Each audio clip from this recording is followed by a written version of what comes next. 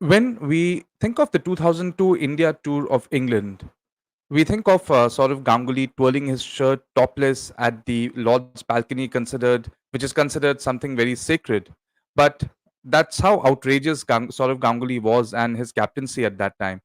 Today, I am extremely honored to have with me Mangesh Puranik, a cricket enthusiast and a freelancer who has done a lot of work not only on cricket but also on football. He has a wonderful YouTube channel on football called The Big Match Theory, of which I would like Mangesh to talk a little bit about.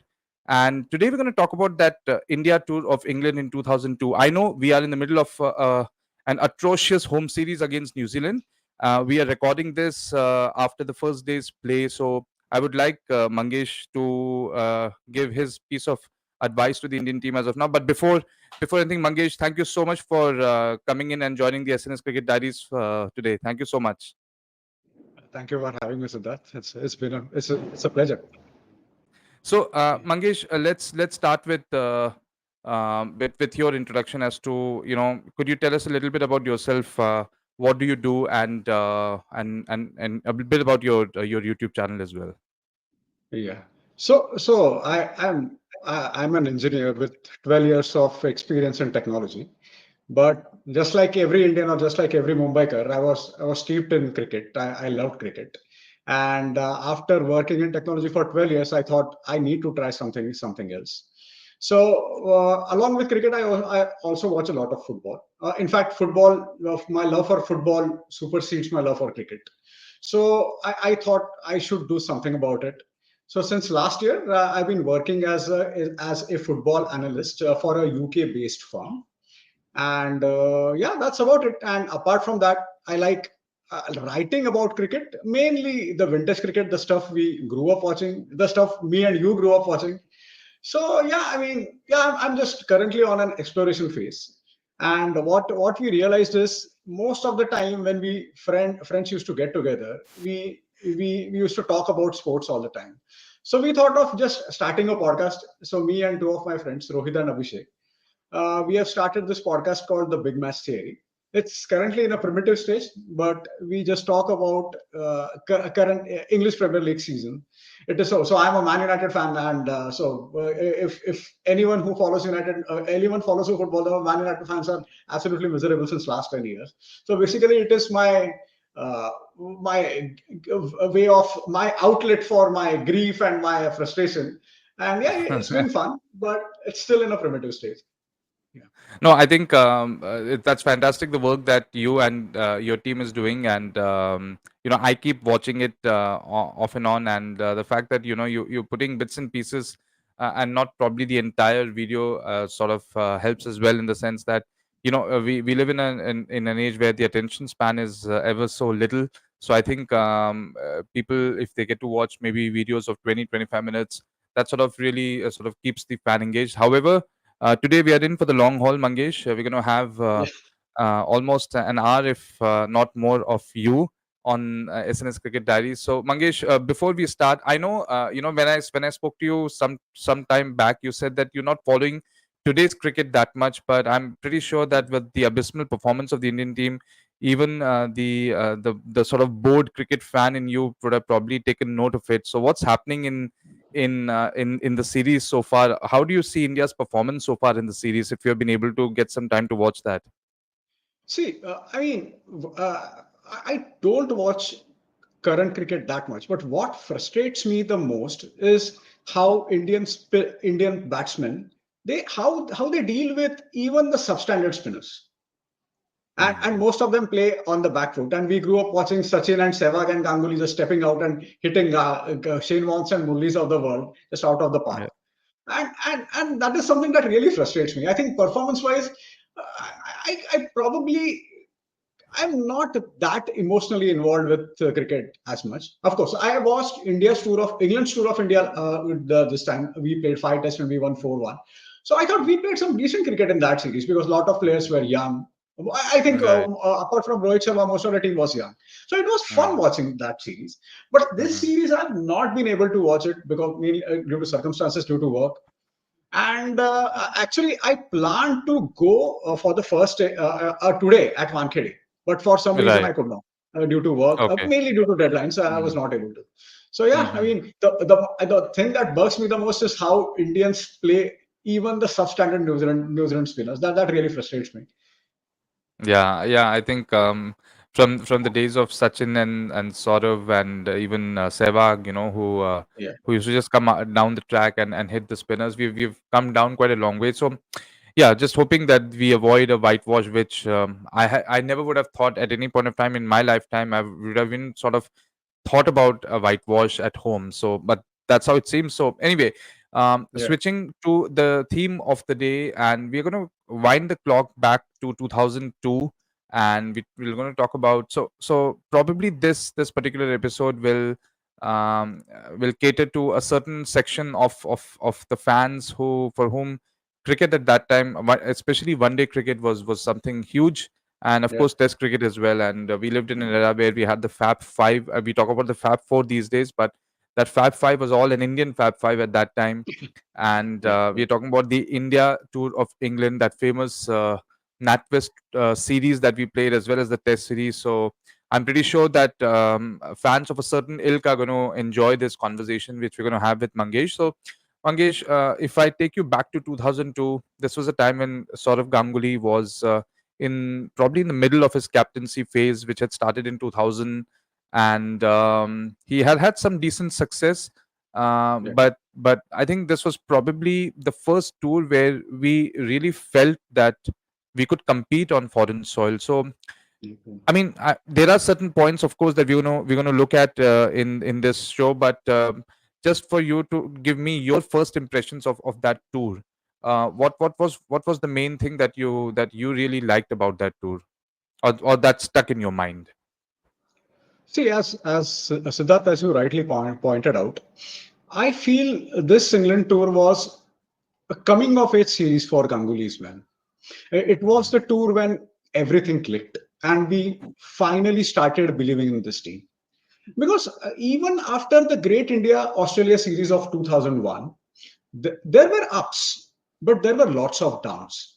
We kind of we have forgotten about it, but there were lots of downs. So just to give you an example, after Australian tour, we went to Zimbabwe and we drew that series 1-1, Test series 1-1. We shouldn't have lost that series. And we at Harare in the second test, we lost 8 wickets in a span of 80 runs. And even Gavaskar was so scathing after that game that he did not even spare Sachin. He was absolutely fuming after that performance. Then we lost the try series with West Indies and Zimbabwe. Yeah. Against in the final, we lost to West Indies that did not have Brian Lara. We did not. We lose by I think 18 or 19 runs, but we should not have lost that game. Hmm. Then we went to Sri Lanka. We lost both test in one days. Now, if you recall the 2000 series of South Africa, we know it. We mainly remember it because of the Mike Dennis saga and ball tampering incident. But Hmm. it's conveniently forgotten that we were humiliated in the one dayers and we lost the one day. We lost the test series again. And same Hmm. happened in the West Indies later in 2002. So Hmm. at times, I felt that there was a pattern of that Indian team taking a step ahead and going back 2 steps. Hmm. And this particular series put an end to that pattern. It felt that entire team was in sync. The team was a a brilliant blend of youth and experience. You had youth of Zahir Khan, Harbhajan Singh, Yuvraj Singh, along with old hits like Sachin, Dravid, and Ganguly and co. And each and every player performed. Each and every player performed. And I know that the terms like team spirit they are used very loosely, and a lot of times when people talk about there is no team spirit, I think the reports are vastly exaggerated. But after watching cricket for so much time, we have a feel of things. In the sense, if you watched Mumbai Indian this year, you could sense something was wrong. There was something different, something odd with their body language. And in Hmm. this particular England tour, there was none of that. There Hmm. was none of that. And now we are a cricketing superpower. We own the world. But I don't think it would have been possible without this particular England tour because we won the NatWest final, we won the NatWest series in Hmm. the ODIs, we drew the Test series. Uh, And after this series, that form was carried forward. Mhm. The team looked like the team was completely transformed. And just one more point I would like to add is the broadcasting. The broadcasting of ESPN Star Sport was just top notch. It was top Mhm. notch. They had a wonderful team. They had Sunil Gavaskar, Ravi Shastri, Navjot Sidhu, Harsha Bhogle, and Jeffrey Boycott. And we are Mhm. talking about the times when they could just hammer. They could just lay into players if they are not performing without any care in the world. There was no backlash. And even Mhm. Navjot Sidhu, for all his Sidhuism, there is a there is a fantastic footballing brain behind him. So Mhm. that broadcasting was such a top notch. And if I'm ever stuck on a desert island for a month, this is the series I will watch for sure. Yeah, I think you're very beautifully put in the context the number of series that India played before coming to this tour, and there was a pattern that was developing, Mangesh, where we were losing finals of tri series, because at that time, if you remember, tri series used to be played quite a lot. So Yeah, we were losing a lot of tri series that we were playing against, as you mentioned, the against West Indies and Zimbabwe. Then we lost. One tri series in Sri Lanka as well. Then the South Africa tri series that we lost in South Africa. So, and until we won the NatWest final, we Ganguly I don't think had ever won a multi-nation tournament. Of yeah, course, he had won the bilateral series against South Africa at home in 2000, which was I think his first ever captaincy series. But then yeah, a lot of it was what we were shaping up to be a good one day unit at that time. yeah, and yeah, um, and I think that sort of comes out very well in the tri series. So if I take you into that tri series, Mangesh, we we marched our way to the final. We yeah. lost only one game in the league stage, and that was, I That's true. think, the last league match against England. Till that Yeah, time, we had beaten Sri Lanka convincingly, which at that point of time was a pretty strong one day unit. yeah, and yeah, uh, and we had beaten England in a famous game at Lords in the league match. yeah, So yeah. if you could take us through the league phase, and the kind of final that we played, was there something in the Indian team, Mangesh, at that time that you thought that something of that could be possible, looking at the way they had played during the league stage? So after the first league game, so it was, as you said, it was in a game against England at Lords, and we had Mhm. a target of about 271 or 272, Yeah. and we finished that game quite comfortably. Mhm. And I did not expect that. I thought, okay, we would do something because so my the first I was really annoyed that Sachin was not opening. He was Mhm. playing on two down position. But Mhm. Ganguly and Sehwag gave us a good start. Then even after two quick wickets, Dravid and Yuvraj finished that game quite pretty comfortably. So that was the sign. I thought, oh my God, there could be something different about this team. And as you rightly said, we carry forward our form throughout the league stage. And even in the NatWest final, when England scored 325, there was some hope. I always Mhm. thought that we could do something about it, and it was not just me. So me and my all my friends used to watch all the games together, Mhm. and बहुत आवाज करके बहुत शोर शराबा करके हम लोग देखते थे. But we always thought that we can do something about it. So maybe probably the team players like Yuvraj Singh. So Yuvraj Singh, when he made his debut in that ICC knockout, now which is known as Champions Trophy, he looked like he was so assured in his abilities. So Mhm. maybe that was the case with Zahir Khan. That was the case with Harbhajan Singh. So maybe because of that, and we were despite facing few downs, there was constant progress. There was Mhm. constant progress, not at the rate at which we expected, but there was a constant progress. So maybe a Mhm. combination of what we saw in the first test or throughout the league series, league stage, and what we saw in 2 years, maybe Mhm. probably the combination of that gave us some confidence. Mm. I think, Mangesh, the we and just for our public to sort of have some context, some idea, because we are so used to winning so many ODIs these Yeah, days. Yeah. But at that point of, and especially overseas also, at that Yeah. point of time, getting one victory here and there was a big achievement for us in an ODI. I remember when we won in that tri series in South Africa, Mangesh. We won a game against South Africa at Centurion, if you remember, where Yeah. Yeah. Of course. we had scored just about 230 or something, and our bowling at that time with Agarkar and others, we bowled them Yeah. out for 180 or something, and I mean that Yeah. was such a huge win for us. Probably our first ODI win. And then again, in against England, if you saw the kind of celebrations that the Indian team did after winning that league match, chasing Yeah. 270, if you look Yeah. at the celebration, that meant a lot to the Indian team because we were not used to winning, especially chasing such huge scores at that time in foreign conditions with the likes of Sachin and Sourav gone cheaply. Yeah. I think they gave the self belief for the Indian team to do well. And again, Yeah. Yeah. winning three games against Sri Lanka, which at that time had Jayasuriya and all, and they were still, I mean, they'd recently just sort of won the World Cup in '96. So they were still a very good one day team at that time, Yeah. and we were getting beaten by them quite regularly in Sri Lanka. So these are the some Right. of the contexts with which we were not used to winning a lot at that time. So to be able Yeah. to win and go through the league stage in a very dominant position was something we were not used to. And here I would like Mangesh I'd like to bring you to talk about a little bit about Sourav Ganguly, the captain. Now, Yeah. when conversations go on these days about who is the best Test captain, they look at Virat Kohli for his success rate. Who is the best ODI captain? They look at Mahendra Singh Dhoni for obvious reasons.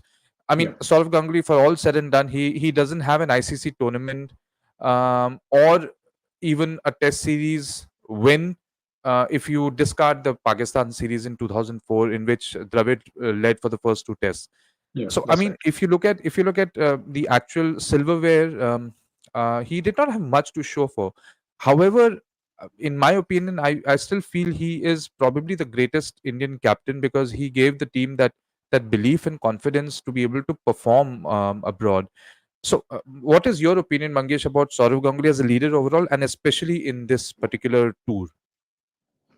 See, Ganguly as a leader, I mean, I don't think while judging any captain, looking at numbers is a good idea. In the sense, see, a lot of players, someone like Ian Chappell rates Mark Taylor as the best Australian captain, one of the best Australian captains, and he rates Taylor ahead of Steve Waugh. And the reasons are obvious that Taylor had to start from the scratch, where Steve Waugh had all Magras and Shane Warnes and Ricky Pontings at peak of their prowess. So, Hmm.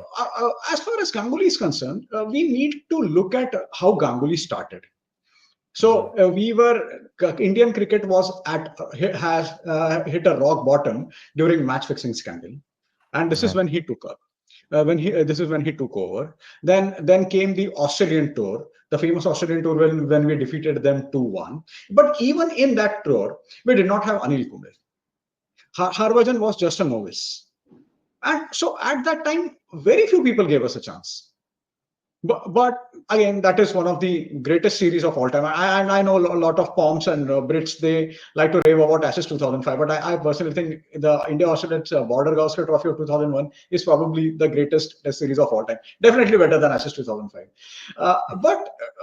And what he did was he got the best out of the resources that he had. Hmm. So and he kept improving them. One of the best things Ganguly did as a captain was he of course we all know that Ganguly had an excellent eye for talent. If you look at the 2001 or 2011 World Cup winning squad, most of the players were handpicked by Ganguly, even though he did not play in that World Cup. Hmm. And what Ganguly did was Ganguly had an excellent eye for talent. He trusted his player and he gave them a run of games in the team. He gave them a run in the team. So what he did was he decided that so for example someone like Zahir Khan or Yuvraj Singh, he used to give them 10-15 games and tell them, Hmm. okay, there is a possibility that you will falter early or probably in 3-4 games, but you still have 10 games remaining and you need to perform in those games. So what this did was it took some pressure off them. Of course, when you are a youngster, playing for India is always going to be going to be pressure. But still, it helped them gel well in the team. And this is something quite extraordinary thing, be it Ashish Nehra, be it Zahir Khan. And, uh, and this was unheard of in the 90s. If you recall, we used to see some player played 2 games and he disappeared forever in the 90s, be it Mm, under Azharuddin or Sachin Tendulkar, because it mm, was not the norm. mm, Ganguly was sort of an authoritative figure, and he demanded that authority. He said, "I will do it my way," and the selectors had to relent. He used to get into so much fights with selectors, but he used to fight for the players' corners. So what this made was, when someone like Harbhajan and Sehwag know that their skipper is fighting for them, they used to perform. They used to give their 110%. And this is something mm, that Ganguly was absolutely brilliant at. One more thing I would like to point out is Ganguly was an excellent man manager. So for that, I'll give you an example of Virender Sehwag, how he handled that entire Sehwag situation. mm, So Ganguly wanted Sehwag to open. So as you know that since Sunil Gavaskar, we did not have any good opener. A lot of mm, Sidhu settled for some time. Then mm, after that, Shiv Sundar Das and Sadagopan Ramesh, they stayed for about 18 months. They were decent players, mm, but nothing great. But mm, what I feel is probably Ganguly was looking at Steve Waugh and what he was doing with Matthew Hayden for Australia. And even though Ganguly used to have run in with a lot of Australians, but he admired them. He mm, respected them, Australians. He hated English, mm, but he mhm, respected Australians. And what mhm, he did was he decided, he convinced Sehwag to open. And again, he told Sehwag that if you fail as an opener, and it's fine. You will still get a few games in the middle order to prove yourself. So what happens when your captain trusts you mm, is player perform. They are ready to give their 110%, and this is mhm. something which was unheard of in Indian cricket. And as a captain, Ganguly was a gambler. And when we talk about the Test series, we will talk about the Headingley Test, because I think that was one of Yeah. the best pieces of Test captaincy we have ever seen in cricket. At least we have Mm. seen in cricket. We'll come to that. Yeah, Yeah, yeah, yeah. yeah, We'll come to that. So I think Mangesh, also the fact that if you look at previous captains, you mentioned Sachin Tendulkar, Mohammad Azharuddin. I think as personalities, they were a bit more docile, soft. yeah, I am, and I think Sourav Ganguly w- was a very aggressive person by nature, yeah, and I think that yeah. sort of reflected in his captaincy. And also the fact that he I mean, I don't know whether there is a born leader or something, but he did have leadership credentials which we have seen even post his retirement. The fact that Most definitely. out of the Fab Five, he is the one who has gone on to take administrative positions, Administrative roles, be yeah. it at the Yeah. at CAB, or be it being the the president of BCCI. I, so that clearly shows that he had this penchant for being a leader wherever he went. So that sort of was something that I don't know. I mean, I don't remember who was the selector who finally did choose Ganguly as captain, but I think we should be thankful to that person because Yeah, most definitely. especially I mean, I remember when Sachin Tendulkar lost his last Test series as captain 2-0 to South Africa at home. South Africa. We were wondering as to how the Indian team would go forward, and I think Ganguly was quite the right choice. So Yeah. coming into the NatWest final now, Mangesh, what a great game it was. So what are your Yeah. Yeah. memories? Where were you? At what point of time in your life were you? What were you doing in your personal life, professional life? I'm sure you must have been a student at that time. Yeah. Yeah. So what was just before we get into the memories of the game itself, what were your personal memories at that point of time, and how were you placed in your life? See, this is one of those games where all of us remember where we were. Mhm. It is one of those games, be it India-Pakistan game of 2003 World Cup or World Cup 2011 final. But see, for me, NatWest final is the greatest ODI game involving India since 1983 World Cup final. Of course, we have won the World Cup since 2011 World Cup. We have won T20 World Cup, but 2011 there would be no 2011 World Cup final without NatWest final. I strongly believe that. And so I was in 10th standard at that time. So I remember I bunked my class as usual. As I used to do whenever there was any big Indian games. So after when Nasser Hussain and Tescotic started beating us to pulp, I was a bit dismayed. Oh my God, here we go again. But there was something about that team that we felt okay. Let's see what happens. We have a lot of good players. We have Sehwag, we have Ganguly, we have a lot of other players. We might actually will we might actually come through. And Mhm. if you recall in that game, and this is where I really want to highlight Sourav Ganguly as a player. Now, in that particular NatWest series, in that England tour, Ganguly wasn't the amongst the highest run scorers, but he played a lot of crucial knocks. In that first ODI game against England, he gave us a good start. And Yes. even in the NatWest final, he scored 60 runs from 40 odd Mm. deliveries, Yes. and that was extremely important because at one point, so when after Ganguly and Sehwag were gone, I think Mungia came one down, then Sachin, and then Dravid. When Ashley Giles balled out Sachin, we were 146 for five, but we Yeah. still had a run rate of over six. Mhm. So that wouldn't have been possible without Ganguly's hard hitting. He used to hit. So he was known for his the silky boundaries, but at the same Yeah. time, when he hit hard, he hit really hard. Yes. So he gave us a fantastic start. And what my thoughts at that time was, of course, I was watching with at my friend's place, and at that Mhm. time I thought, okay, let's see what happens. Everyone around me were completely negative, but I was always, and when it comes to, I was of course a foolish Indian fan, so I was always positive. I was positive even after in 2003 World Cup final, but that's a story for another day. Yeah. But Mm. when Yuvraj and Kev started playing, so when they after 30 overs, we still maintained the decent run rate, and then everybody started thinking, oh my God, we have Mm. something. There is still chance, and Mm. then and see, we knew what Yuvraj was capable of. But Kev made his debut in 2002, England's tour of India. So we Mm. were a bit skeptical of him that will he be able to stick in, will he be able to hit? But he did his job perfectly well. Yuvraj started hitting at one end and he maintained his strike. And as soon as Yuvraj's wicket went down, I mean, first of all, Kef's running was off the charts. His running between wickets was Mm. off the charts. His fielding was off the charts. Yeah. So that completely changed the game. And probably that confidence in Yuvraj's and Kef's enthusiasm and confidence that this somehow either carried it forward and that was transferred to others in the team. And I think everyone played well. Then Harbhajan then came and he just either Yeah. decided to just stick in. He just decided to dig in. I mean, that was a brilliant game. And I mean, so a friend of mine describes this Indian cricket, as a renaissance of Indian cricket, a Mm. renaissance period of Indian cricket. But if this was our renaissance period, NatWest final was definitely our Mona Lisa. That's for sure.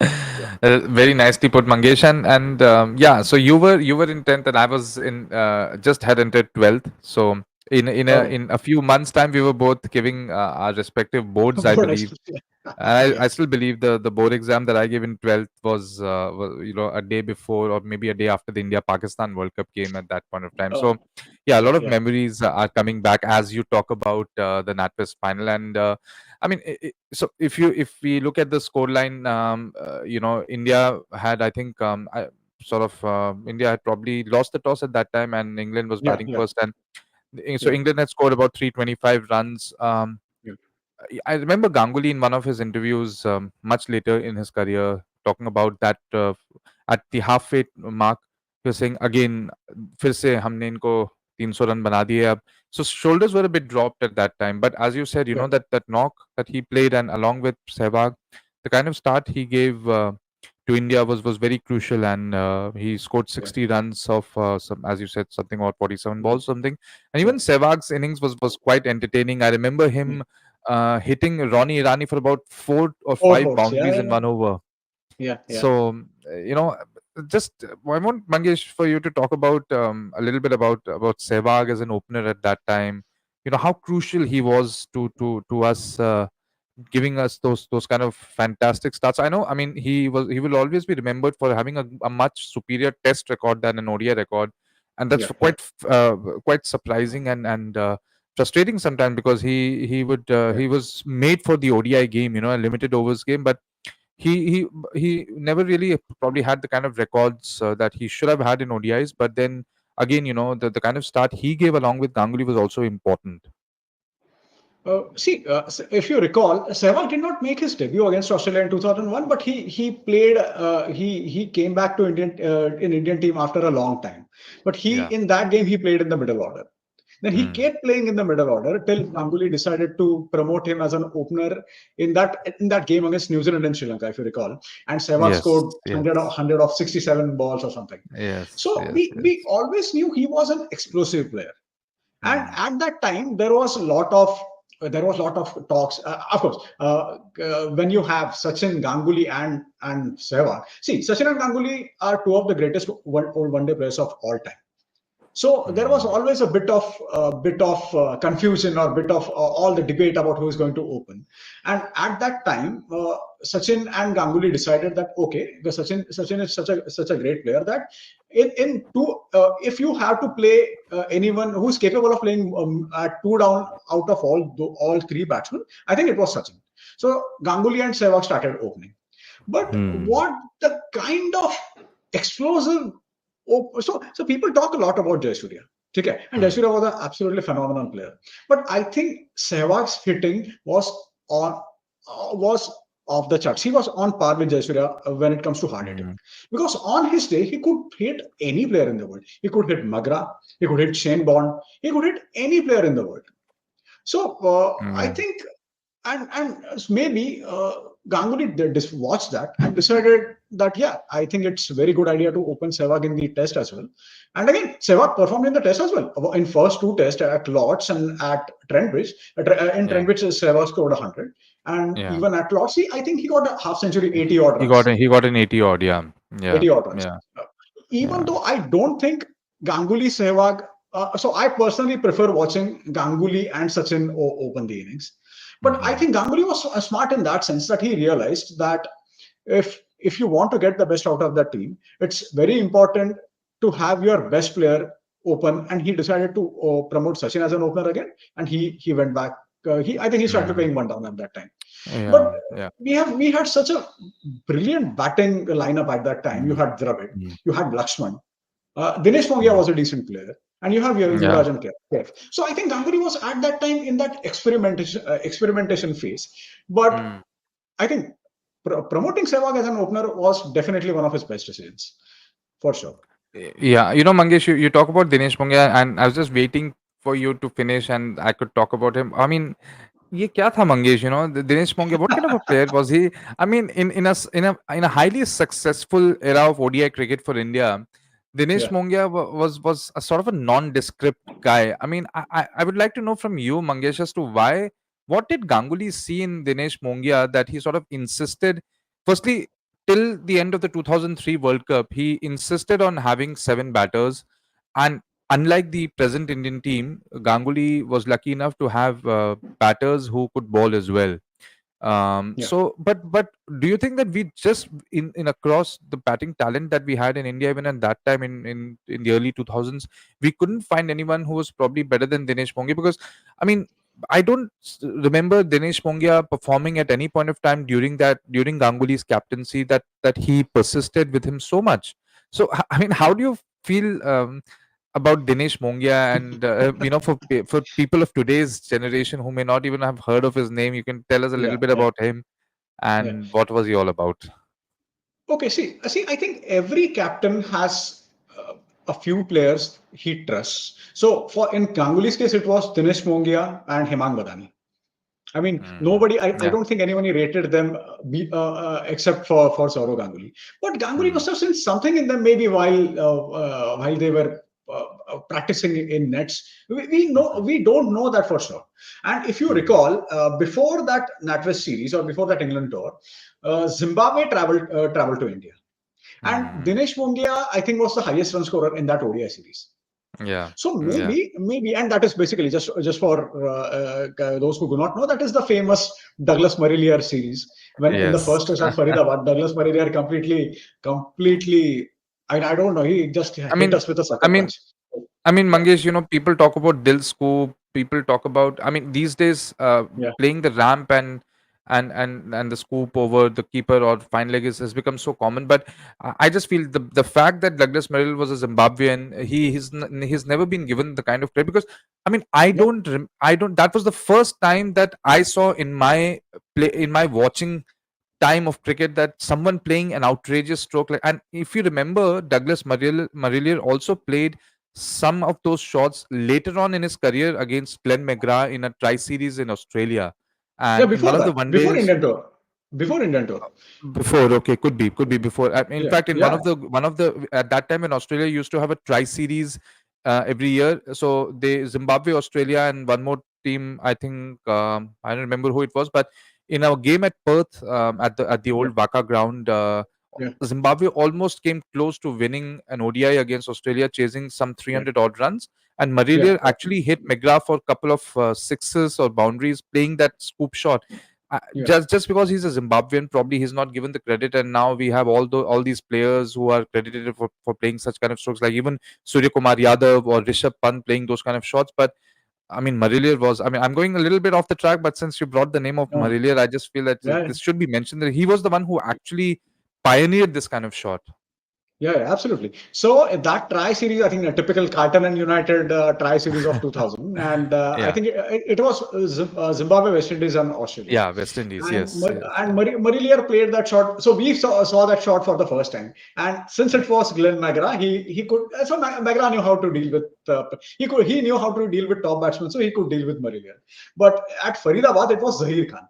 And Yeah. before that, when he started hitting Zahir Khan out of the park. Zahir Khan was bowling beautifully in that series. Mm, So he had 4 wickets, and after those 2 overs, the game was gone right from completely mm, fizzled out of our hands. But yeah, I mean, good old times. We can talk about 90s all day long. But coming yeah. back to Dinesh Mongia and even the likes of Hemang Badani. So if you recall, Hemang Badani scored 100 in Pune against Australia. Pune. Yeah. So maybe Ganguly had that. So this is what I was talking about. Ganguly decided to give them a run in the team and give them a Mm, run for say probably 10, 20 games. So mm, when Bongia performed against Zimbabwe, he stuck with him. mm. Till he stuck with him till the World Cup, and after Till the that World Cup. maybe Yeah. yeah till the World Cup, and after that probably he realized maybe we could get some a better batsman. So that maybe that comes from I'm not sure if ego is the right word, but captain's belief or self belief and believe in certain players. So I think Mm. Dinesh Pundia was a average player by the standards of 2000 or 2010s. But yeah, I mean, no harm done. He played for a couple of years, and that's about it. Yeah, I mean, the only two things that I remember of Mongia, as you said, in that series against Zimbabwe, he made 159 runs while Yeah, I think opening the batting in one of the games. And the yeah, other, I think, very important contribution, if you remember, Mangesh, was in the 2003 World Cup match against Pakistan, where Ganguly again. When you say that he's a gambler, he brought in Mongia at a time when Afridi had just come in. Shahid Afridi had just come in, and Anil Kumble was still bowling pretty well, but for some reason yeah, Ganguly gave the ball to Mongia, and I think the first or second ball, Afridi mishit it yeah, yeah. for a That's right. four, and then the next Yeah, ball he was a pretty good bowler in the sense that he used to give the ball a bit of air, and he deceived yeah, Afridi in the flight, and Kumble picked up the catch. So I mean, those yeah, are my two main. I feel those are the two main contributions that Dinesh Mongia gave to the Indian team. Apart from yeah, that, I mean, yeah, I mean, it's just strange that how Mongia kept his place till 2003 World Cup. yeah, But yeah, fair yeah, point, yeah, fair enough. I think what you say yeah, about Ganguly giving them chance. So anyway, so here we wrap up this part of it where we have discussed. I mean, that amazing 2002 final. Any yeah. any note on the England bowling at that time, Mangesh? Did you notice? What went? I mean, when you picked Tendulkar for cheaply and they won 46 for 5, and in those days the game was as good as gone. So anyway, that you felt looking at the body language of the English bowling team at that time, they used to have, I think, Flintoff and Giles, and also was not a very strong bowling attack by any standards, but still was a pretty good bowling attack to be able to defend 325. So did you notice anything in the English bowling that made you feel confident that yeah, we could be in for a tight game here? See, to be fair to them, I mean that pitch was quite a batting friendly pitch. See, even our bowling was not substandard at that time. Our bowling was decent. and we Hmm. contend teams in that tournament throughout that tournament, throughout that tri series. But they hit us for 325. So it was a sign that yeah, maybe the pitch is batting friendly. And if you, as you rightly pointed out, England's bowling was average at that time. So Andrew Flintoff, I think Flintoff made his debut in 2000. So in 2002, he was probably the only bowler who could be dangerous. They had Yeah. Alex Tudor. Darren Gough was a steady bowler. He was a decent. Of course, Oh yeah. Darren Gough was Yeah. a decent Yeah. bowler. Yeah. They had Alex Tudor, and usually Indian players did not care about. They did not care about any spinners. They did not care about Shane Warne. So बोलते हैं ना कि Ashley Giles को ज़्यादा कुछ भाव मिलने वाला नहीं था तभी. But still, he bowled out Tendulkar. But Yeah. I wasn't actually while watching that game. See what happens at times is when players start playing so well. At times, even good bowlers make bad decisions. So when Yuvraj Mhm. Singh started playing those shots of good length deliveries, at times I personally think Hussain and the England team did not expect that. So probably they might have been completely caught Mm. off guard, and they started making mistakes. And again, we I would probably give more credit to Yuvraj and Kev than saying Mm. English bowlers were average. And of course they were average, but still, I think more credit to Yuvraj and Kev.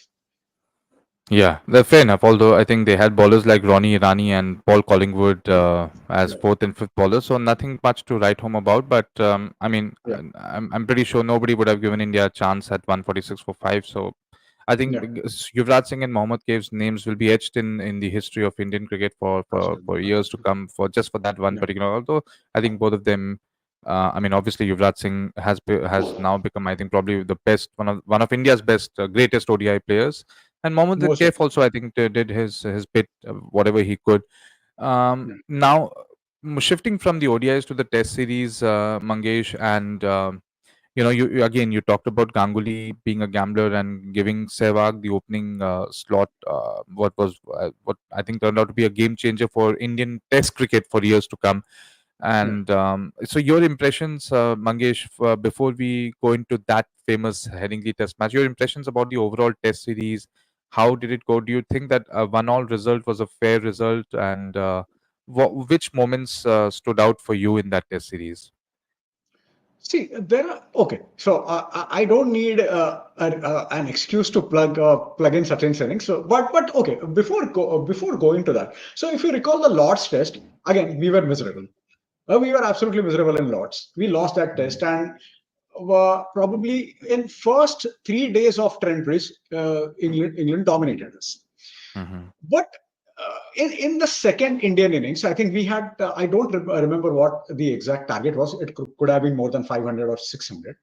And in the second inning, we were again reduced to 11 for 2. Yeah, 11 for 2 in first 2 overs. And Sachin walked in. So in the first inning, I think Sachin scored 30 odd runs. And had he gone cheaply, had they gotten him cheaply, that test series was over. It was over. And if you recall, Matthew Hogarth was excellent in that series, or for that Yes. 2005, 2001 to 2005 five period. But because he had a mean outswinger, he was Mm. fantastic. His line and length was impeccable. And at that time, what Sachin did was he probably decided that instead of me going into shell, it's very important that I take on some of these bowlers. And he just started from that 11 for 2. He's just started taking on Matthew Hogarth. He's completely smashed him. He only scored 92. But Mm. but that was such a crucial inning at that stage. He completely went on offensive. And, Mm. it wasn't just hit only the loose ball. He was hitting them from good length deliveries, and the tempo of that game completely changed. And I think we scored with a run rate of 5 for about 15 overs. And now, for people who watch IPL and who are aware of supposed baseball, they might not Mhm. find this a big deal. But Mhm. hitting a very good swing bowler in England on front foot of his good length deliveries, it is a huge deal. Yeah. It was a Yeah. huge deal, and especially in seaming friendly tracks. And basically what Yeah. Sachin did was Sachin not only targeted Hoggard, he also targeted Flintoff. Yeah. And it was such an important risk. Mm. If had he failed in that inning, that we would have lost that test, and ultimately we would have lost that series. Yeah. But, Yeah. That's. by just taking that risk so masterfully, I think Mhm. he completely put them under the hammer, and he relieved some of our pressure. And he of course he got out at 92. If you recall, he got out to Matthew Hayden. Oh, sorry, Michael Vaughan, and Michael Vaughan still raves about that ball Yeah. that turned so much from the patch. He still raves about it. But He but still yeah, raves it was about it. Yeah. yeah, but I think it is one of the most underrated innings. Not, I mean, underrated such an innings as not many people talk about it. But it was quite Mm. important. Had he not played that long, we would the. I don't know. It might be an exaggeration to say that course of Indian history would have been different, but I think it could have been at least slightly different. That is for sure. No, I think what you say is absolutely bang on because I'm looking at the scorecard, Mangesh, and he hit Yeah, 92 of 113 balls, yeah. and those days to 17 strike at boundaries was 80. it? Yeah, 17 boundaries in that, yeah. Yeah, And a strike rate of 81 and in those yeah, days was sort of something revolutionary. And you're absolutely right yeah, because if you look at Dravid, I mean, of course he hit a century, but his he was 115 of 244 balls. Ganguly made a 99 of 159 balls, so yeah, a touch slower than Sachin. But somebody, I mean, if Tendulkar had not played that innings, probably India would not have been able to score that many runs to be able to put pressure back on England and draw that match. And you're absolutely right. The way Tendulkar played, probably one of his underrated innings. Although Star Sports in those days would still show his innings of 92 yeah, quite a lot. So yeah, that yeah, doesn't go. And of course, yeah. yeah, what a delivery it was by Michael Vaughan. And as you rightly Oh say, God. I've heard that many times from Vaughan himself on various shows that he still raves. And why not? I mean, to get Tendulkar Yeah, out of with such a course. beauty when he's 92 not out, and that's something that one should cherish forever. So yeah, I mean, just Yeah, just for our viewers to sort of inform about the score. So the first test match, England won by 170 runs. Of course, for us Indians, it was, we'll remember that for being Ajit Agarkar's test century. He has done yeah, something that some of the greats of Indian cricket haven't done, to have his name on the honors board at Lords. But yeah. India were handsomely beaten in that game, and for some reason, Mangesh, I always felt that Sachin should have a century in at Lords. Unfortunately, it was not to be. Even in ODIs, I don't think he has performed that well at Lords. But anyway, that's how things He are. scored in that Dyna Memorial game. Yes, yes, yes. He scored a majestic Only that. century in that game. It Yeah, was a yeah, fantastic that's game. true. Yeah, Yeah, yeah, yeah. yeah. You look at Mangesh just spoke so beautifully about the second Test match which we drew. And again, Sehwag scored a fantastic century in the first innings. I mean, some decisions that Ganguly has taken as cricket captain, Mangesh, have sort of really turned the tide for Indian cricket. So, I mean, we talked enough about Ganguly, but you know. Mangesh, Sehwag as a test opener. I just want you to dive into this a little bit. How important has Indian Test cricket been because of Sehwag as an opener? Could you reflect a little bit on that? Yeah, most definitely. See, as I said earlier, that Sehwag has been India's best opener since Sunil Gavaskar. And and see, I mean, it is so back in the day when Indian cricket was so conservative, we always thought that opener should first he should play a waiting game, and he should hit only bad deliveries and that kind of stuff. But Sehwag was having none of that. And probably what happens is when you have someone opening the batting who is so fearless, that actually helps the middle order. That helps the others. So if you recall, Rahul Dravid in one of his interviews said that when we used to watch Sehwag just sitting in the dressing room and watching others, he had no worry in the world. मतलब he was always like, अरे यार ये तो छक्का था, ये तो चौका था. So he did not care, and he had what I like about Sehwag is his pathological disdain for spinners, especially off spinners, because he always used to say, कि अरे off spinner को तो मैं bowler मानता ही नहीं हूँ.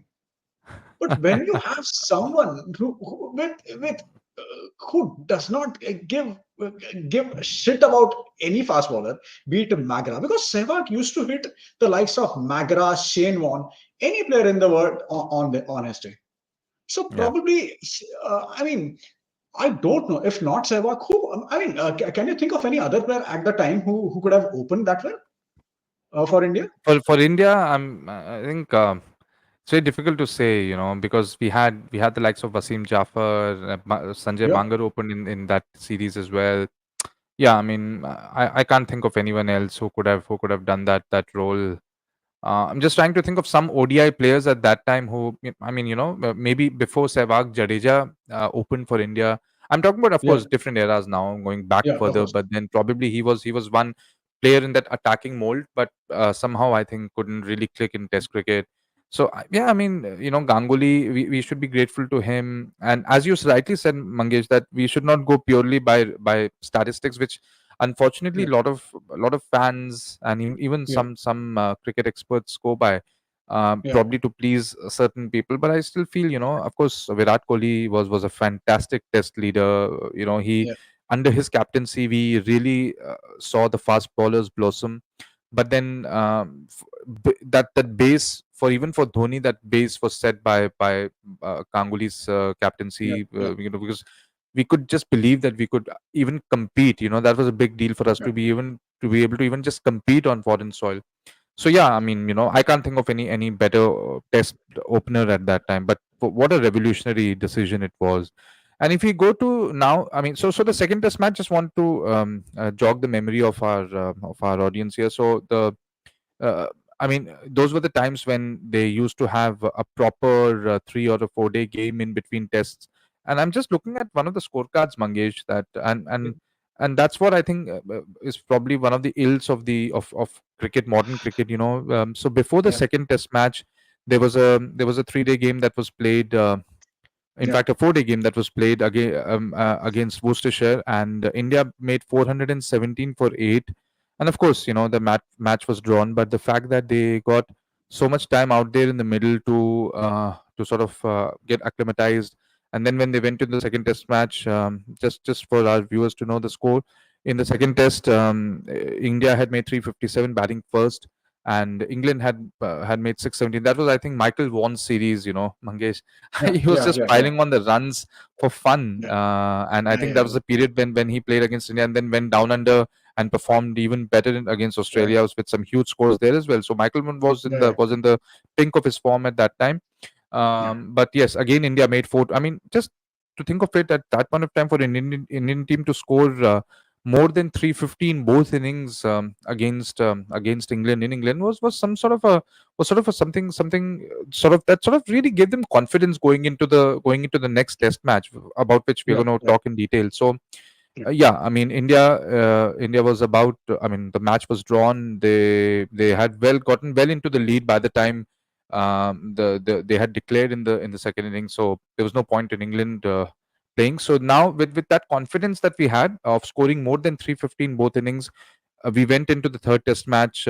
Again, before that, we am seeing the tour fixtures. Again, there was a tour game, a 3 day game yeah. against Essex at Six. Chelmsford, and we had again made 500. So, I mean, that we can talk about the ills of modern cricket on another day, Mangesh. But the fact that there was time to play so many tour games, it just Yeah, looks like.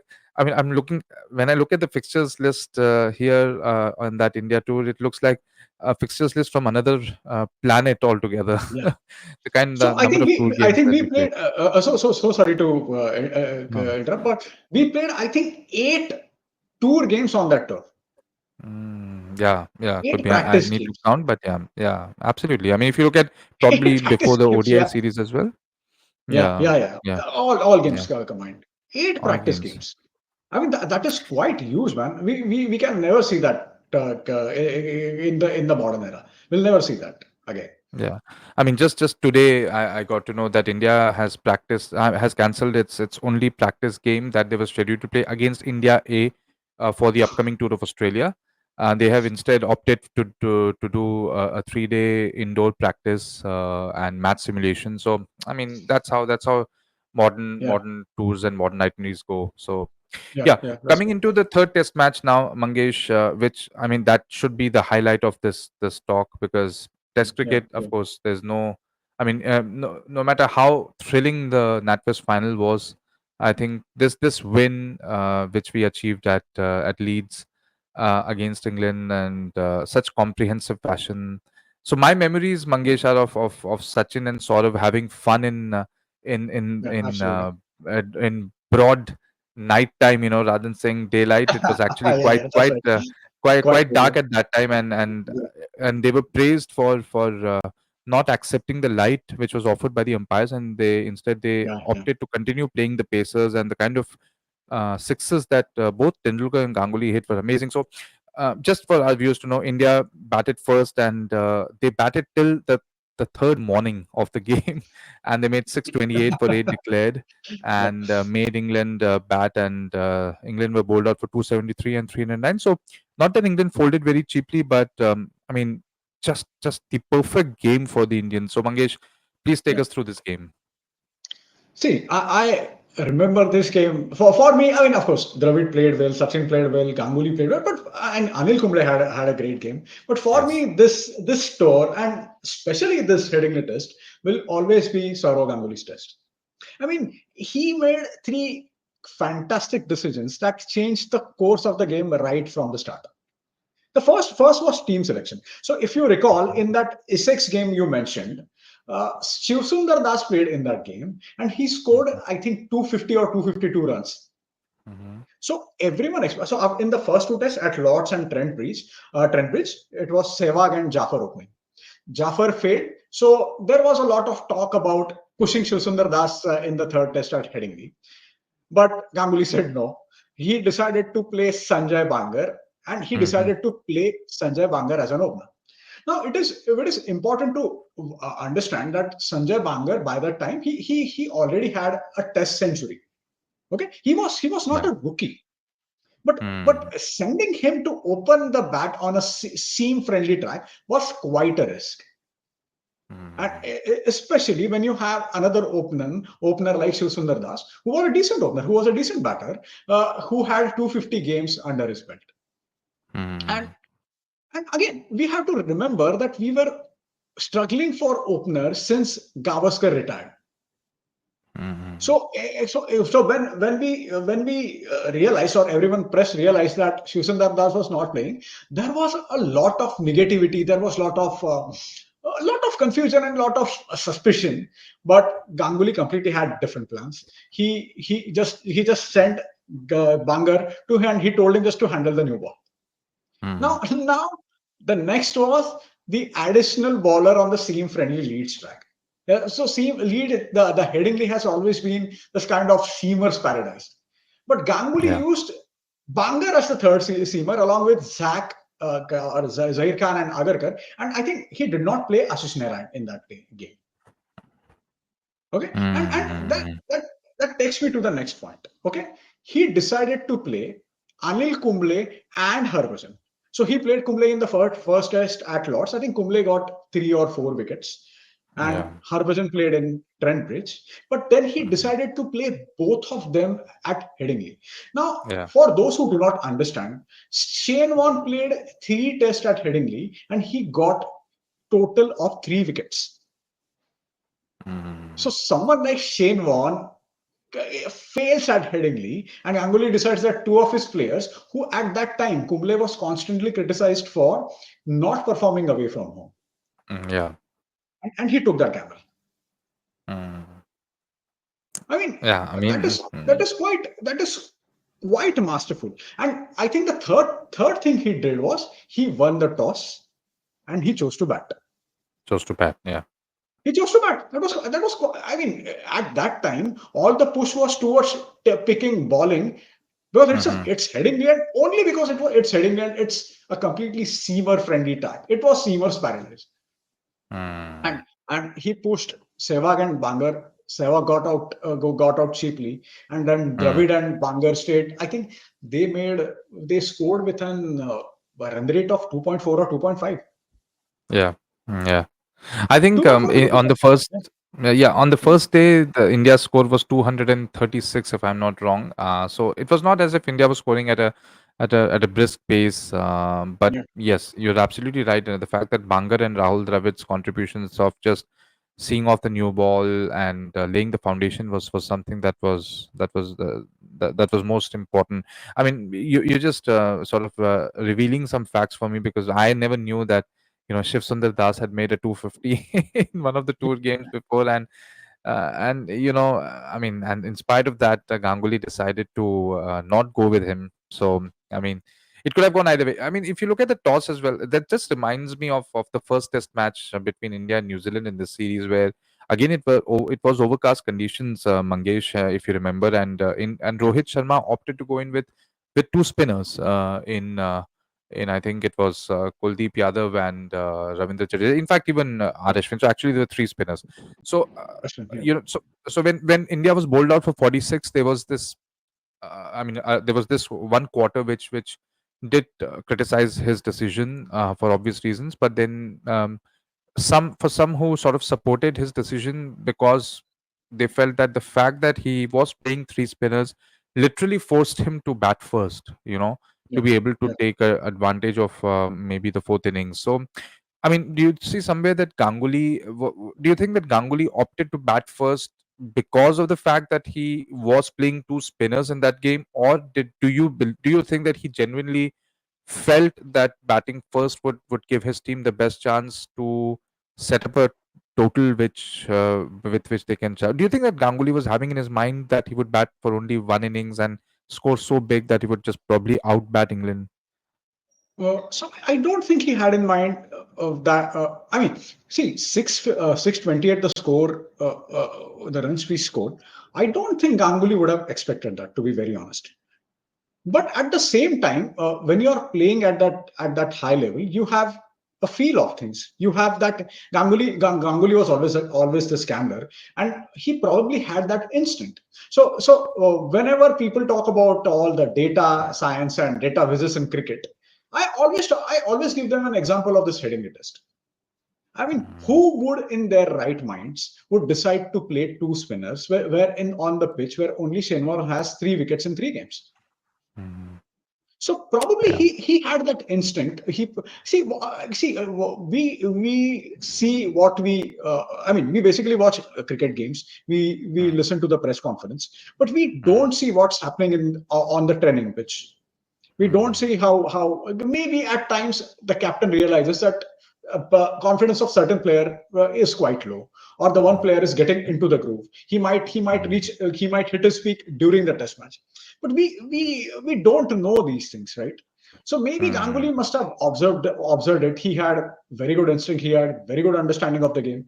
So maybe a lot of times captains take decisions based on their instincts, and the instincts are shaped by their sheer knowledge and experience. So maybe Ganguly relied more on that instead of having a mm, set plan on his mind. Because in a game against, you can have that plan probably in India. When mm, you have mm, spinners, there is a good chance, more often than not, Indian spinners will get out the English mm, batsmen. But you yeah. cannot have. I'm not sure if you can have that mindset when you're playing at Headingley. So maybe it Mm, was a combination of this instinct and his understanding of the game.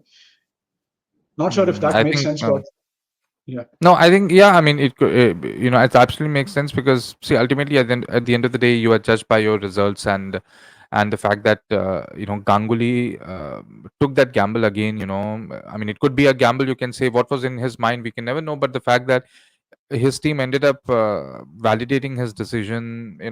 Kudos should go to Rahul Dravid and Sanjay Bangar, who were like, yeah, the guys who just set up the base for star performers. You can say like sort of and Sachin to do. So I'm just looking at the scorecard here, and I see that Bangar made 68 over 236 balls, so a strike rate of 28 over yeah. 236 balls is something that I don't think anyone anyone in today's day and age can even think of.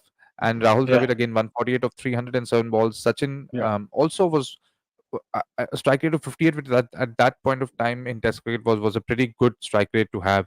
So to score 193, and it was actually Ganguly with a strike rate of 76, scoring 128 of 167 balls, was the one who, I think his innings was important to give that eventual push to the innings so that they yeah, could then set up their bowling. And I mean, yeah, looking at Anil Kumble's performance in this match, Mangesh, as you very rightly pointed out, his performance was the key. He picked up 3 for 93 in the first innings and 4 for 66 in yeah. the second innings. So 7 wickets in the game on a Headingley pitch for a guy who still even today, is not given the credit that he deserves for being, Yeah. probably one of the greatest bowlers in the history of Indian cricket.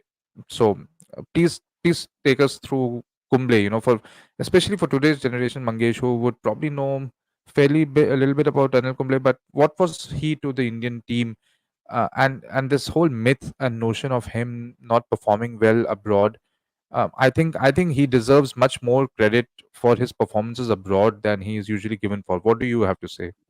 So I think Anil Kumble is, I mean, he's one of the not only Indian cricket, but he's one of the greatest bowlers of all time. In world cricket, he probably is one of the biggest match winners for us. He Mm, was as big a match winner as Sachin Tendulkar, to be very honest. So if you initially, I can understand. So probably in his '92 England or '96 England tour, he was they were just hitting him off the park. But when, if you recall, in that '96 tour of South Africa at Johannesburg, he had a very good spawning. He had a very good mm, spell. So mm, probably okay. later, when he had a partner like Harbhajan Singh, and when we also had a decent fast bowling attack, probably he Yeah. it took some pressure off him, and he started performing. Mm, So if you recall the 2003 for Australian series, he got mm, 24 wickets in just 3 tests. yeah. Yeah. So Yeah. And at times especially what at happens is, SCG, at SCG he picked up 8 wickets, I think, in one of the innings. yeah, yeah, So yeah. yeah. And see, what happens a lot of times is a player is criticized a lot, but we fail to look at his surroundings. He was playing in a bang average team without no bowler of his caliber. So when you Yeah. are doing all the heavy lifting, it at times it gets difficult because all the pressure is on you. Yeah. So Yeah. Yeah. if you recall again in 2007-8 Australia series, Anil Kumble performed well. Yeah. So when the team gets better, you have better confidence, you have better support. Uh, I think players. See, we what we do is we think of players as machines, but we also forget with better surrounding, with better players around them, even the best players improve. So maybe that could have Yeah. happened with Kumble. With experience, with better experience, he got better, and he was Yeah. for me. He is one of the biggest match winners in India cricket, no doubt, no two ways about it. Absolutely, Mangesh. And if I could take you back to this test match, I mean the bowling attack for one of the greatest test wins in the last 25-30 years of Indian cricket abroad. We had a bowling attack that had Zahir Khan and Ajit Agarkar as the lone two frontline seamers, uh, assisted by Sanjay Bangar, and Yeah, then Anil Kumble and Harbhajan Singh. So practically speaking, we just had two world class bowlers who at that point of time were not sort of proven performers abroad. And then yeah, we that's had right. Zahir Khan and Ajit Agarkar. So I'm just trying to wonder when, at a time when for Indian team to pick up 20 wickets in a game used to be so much of a struggle. Yeah. What do you think our bowling did well in both innings to be able to pick up 10 wickets and restrict the England team to manageable totals? So I think again, see, they had a total of 628 behind them. So they could Hmm. take risk. They could afford getting hit. And Anil Kumble used to mention this all the time because whenever I'm bowling, I don't have any big total behind me. I don't have any big total I can defend. And this is something the likes of Shane Warne had. Hmm. Yeah, true. Shane was always in a fantastic team. Of course, his team got better from '96 to 9, from '99 to 2007. They were Hmm. invincible.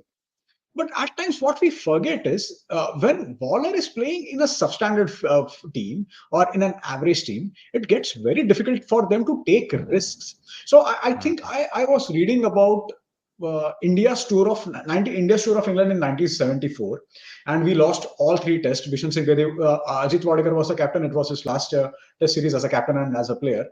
And Bishan Singh Bedi had such difficulty in bowling in those conditions because English were hitting us off the park. They were just hitting us off the park. And even someone like Bishan Singh Bedi could not do anything in that situation. Just imagine doing that again and again for about 10 years. Mm.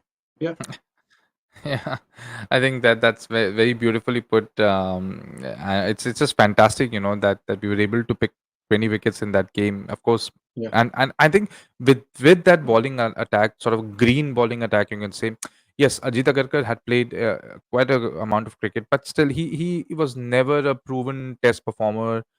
He had his moments in Test cricket for sure, but never really sort of hit those highs that we would have wanted from him. And Zahir Khan was just sort of coming in, was probably in his second or third year of international cricket. yeah. Harbhajan Singh, yes, he had that one great series against Australia. Australia in 2001, and of course Sanjay Bangar. I mean, nothing to write home about. So it was. I think if you consider all this, it was paramount for Anil Kumble to have that kind of a match that he had, because Yeah, probably if he did not have the kind of match that he had, most probably this could have just petered out for another draw. yeah, So yeah, I mean that was a fantastic performance by Kumble, and as much as Dravid, Tendulkar, and Ganguly get the dues for their magnificent hundreds, I think Kumble should get the due for, because without his performances, India would not have won the match. So, and as they say, yeah, for in Test cricket, you have to pick 20 wickets to win, yeah, no matter yeah, how many runs you score. So yeah, that was fantastic. yeah, A bit on Dravid's batting. So we are now towards the yeah. end of this podcast, Mangesh, but we cannot. We cannot end this podcast without Rahul Dravid's batting. Absolutely, Throughout absolutely. the series, I mean, yes, he had a great series in 2011 as well, where he finally, ended up scoring 100. Because I remember in '96, I don't know whether you remember, Mangesh, but back in '96 when he made his debut along with Ganguly at Lords, Yeah, he nicked a Lord ball Singh. from Chris Lewis to Jack Russell, and that was like a heartbroken person, in me, with just Yeah, wanting Dravid to join Ganguly as the two debutants who scored century on debut at yeah, Lords. But he finally, after multiple tours, he's hit that century in 2011. So and so 2002 English tour and 2011 tour were fabulous tours for Dravid as a batter. But yeah, since we're talking about 2002 right now, so what do you have to say about Dravid's batting in this particular Test series? I think he just took his batting to another level. See, what I say about Dravid is a lot of times we forget that it took a lot of time for Dravid to be considered a great, modern great. So, Mhm. Dravid, as you pointed out, Dravid made his debut in '96 England tour. But for me, he scored his first truly great 100 against Australia in Kolkata in 2001. I'm talking about great 100. He Mhm. scored two hundreds against New Zealand in that Christchurch Yeah. test in both the innings. Of course, it was a fantastic inning. But for 100 to be, if you talk about 10 great Indian innings of all time, 180 would be on that list. So it Mm. took him a lot of time to settle. But even in Kolkata, he was completely overshadowed by VVS Lakshman's 281, which is quite understandable. And Mhm. in England, what happened was Dravid became a man of his own. I mean, before going to England, a lot of so I used to read writer by the name of Dwarkanath Sanjagiri. So he's a Marathi writer who writes. So in used to write in one of the Marathi newspapers called Lok Sapta. And Mhm. before the series began, Sanjagiri wrote that Dravid will score highest runs from India, Mhm. and that became true because at that time I don't think any Indian player plays swing bowling in England as well as Dravid did. I mean, his judgment of swing was so damn good, right from his cover drive, right from his pull. He was so controlled, and probably initially the criticism Dravid received was that he was too slow. He Mhm. always received that criticism. So to get that slowness into what you can say into moderation, because at times he especially when he adjusted his one day game, he knew how to Yeah. hit. But to reach that level, he needed some time. So probably in 2002, we knew what a fantastic player Dravid was. We talked about Sachin sinning at Trent Bridge, but we wouldn't have been able to draw that test without Dravid's 100. Mm, We wouldn't have won the Headingley test without Dravid's 100, without that first inning, because it was a pretty gritty inning. mm, He was pretty gritty, and in the fourth test, he was at his free flowing best, yeah, hitting those cover drives and yeah, pulls and flicks. It was a fantastic inning. yeah, So he yeah. I probably mean, gave us glimpse of all the skill set of all things he could do in that England tour. And I think for that 2002 to 2004 period, Dravid was uh, probably one of the best players in the world, no doubt about it. But at times we absolutely. forget how much time he needed to make that transition. Just like we forget how much time Sachin needed to make that transition from a hard hitting player who could be a bit abrasive at times from a Mm, completely reliable player.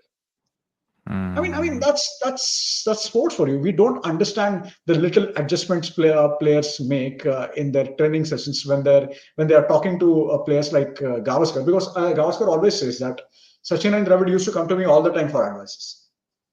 So mm, I think that is quite something. Dravid in 2002 of England, I think that is one of the. And what happens is in the 90s and early 2000s, I think that is one of the greatest era of batsmanship we have seen.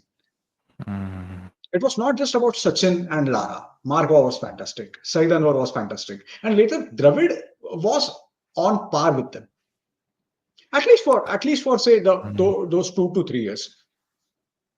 Yeah, yeah, yeah. I think it's just fantastic the way Dravid has contributed to Indian cricket, and just for Yeah. our viewers to know what exactly he did in that Test series. So, of course, he had scores of 46 and 63 in the first Test match, where Versus, practically yeah. all the Indian batters failed. Yeah. Then he scored 13 and 115, which Mangesh talked about, saving the second Test match at Nottingham, and then he made that brilliant 148 which set up the base at Leeds, and then flew in 217. That was a beautiful knock. I still remember the kind of, Yeah. yes, Yeah. the batting. I Yeah. mean, the wicket was an absolute beauty to bat on, and Gorgeous. that Yeah. Test match ended in a draw. Both teams made 500 plus in the first innings, and uh, I mean, those were the days when we used to have those boring draws sometimes. But I don't think Yeah. anything about Dravid's batting in that particular innings at the Oval was boring. And yeah, I mean, we can go and talk a lot more about so many things, Mangesh, but we need Yeah. to all good things need to come to an end, and this podcast Yeah. with Mangesh also has to come to an end today. But thank you so much, Mangesh, for your time. We've been able to cover, I think, all the points in detail, Most of the so West. Yeah. Yeah. I'm very happy about that. And Yeah. I'm pretty sure that after listening to you, many of my viewers would probably go back and watch some highlights of some of those matches on the India tour of England. Yeah. Yeah. And yeah, I mean, for a generation of fans who were not sort of had a lot of victories to cherish or performances to cherish abroad, I think this tour of England, where we won the ODI series, we drew the Test series, so we came back sort of in a way undefeated in the formats that we played in, was unheard of, and something that Ganguly again sort of displayed on the India tour of Australia, where we drew the Test series in 2003 and 2004. Yes, we lost the VB Tri Series, but again to come back drawing the series in Australia was a big deal, and maybe on another day we can have Mangesh to talk about another great moment in Indian cricket in the past, or a great tour. So till then, Mangesh, thank you so much. You take care, and I hope to see you again. Yeah. Thank you. Thank you for having me. It's been a pleasure. And thank you for all my viewers to for tuning in to have this wonderful podcast with Mangesh, turning back the clock almost 22 years back.